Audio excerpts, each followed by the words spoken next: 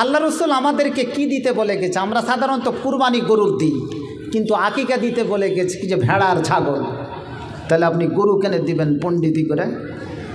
হাজি ভাই, কিছু কিছু লোক আবার দেখতে পায় প্রায় মশলা জিজ্ঞেস করে, আচ্ছা বলো না, আমার একটা মেয়ে হয়েছে, আমার এত বড় বংশ, এত বড় খানদান, আমি যদি একটা খাসি জবাই করি তো সবাইকে খাওয়াইতে পারছি না, তো আমি যদি 10-15 কলে গোশ নিয়ে নিই কোনো গরুর, এটা হবে কি হবে না? হাজি ভাই, বা একটা গরু যদি কি জবাই করে দিতে হবে কি হবে না? এ ধরনের কি প্রশ্ন করে থাকে। আমি বলেছি ইবাদত আকিকা, একটা হাদিস বলা হয়েছে আকিকাতু কাল উদহিয়া, আকিকাটা কুরবানির মাংসের মতো। কুরবানির মাংস 7 ভাগা করা হয়, কুরবানির মাংস বন্টন করা হয়, আকিকার মাংস কি করা হয় না, যা খুশি দিতে পারা যায়। প্রিয় ভাইরা আমার, সুন্নতি তারিকা হলো ভেড়া কিংবা ছাগল আপনি দেবেন, কিন্তু গরু যদি দিতে হয়, ছেলে হলে কটা দিতে হয়? ছাগল 2টো, মেয়ে হলে গরু যদি দিতে পারেন, এটা কিন্তু কোনো সুন্নাত নয়। আসসালামু আলাইকুম।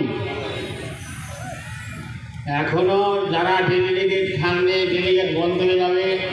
হলো একটা ছেলে হলে 2টো খাসি বা ছাগল দিবেন কিংবা ভেড়া দিবেন, মেয়ে যদি হয় একটা ছাগল কিংবা একটা ভেড়া দিবেন।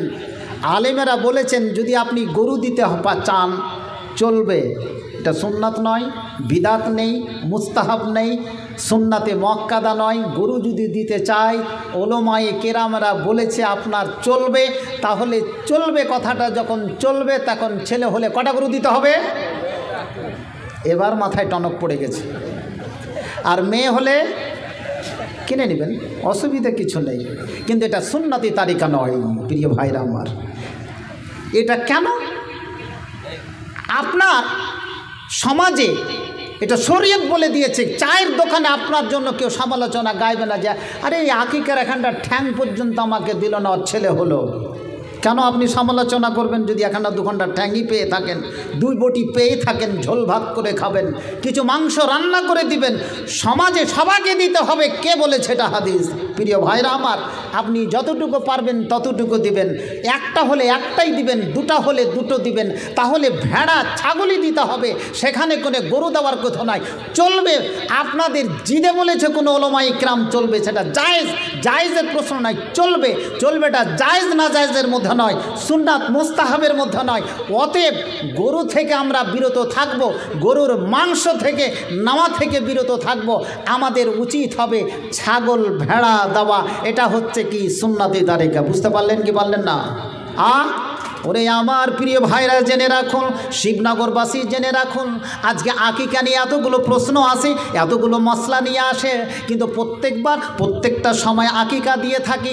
আজকে আমরা আকিকাই বুঝলাম না, শুধু গোশ খেতে বুঝলাম, আমরা কুরবানি বুঝলাম না, শুধু গরুর ঠ্যাঙই বুঝলাম।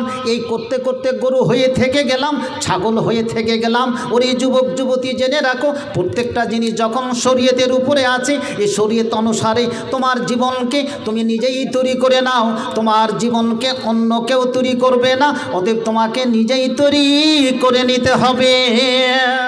আহা, কেন তুমি এসেছো এ দুনিয়ায়, কেন তুমি এসেছো এ দুনিয়ায়, কেন তুমি এসেছো এ দুনিয়ায়।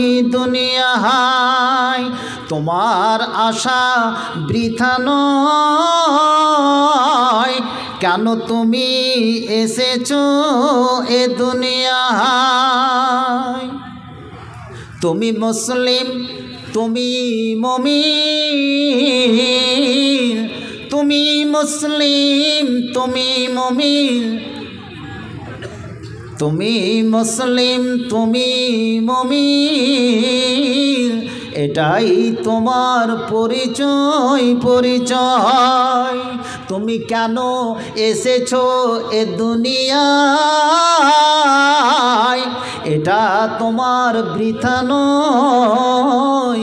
তুমি মুসলিম, তুমি মুমিন, এটাই তোমার পরিচয়।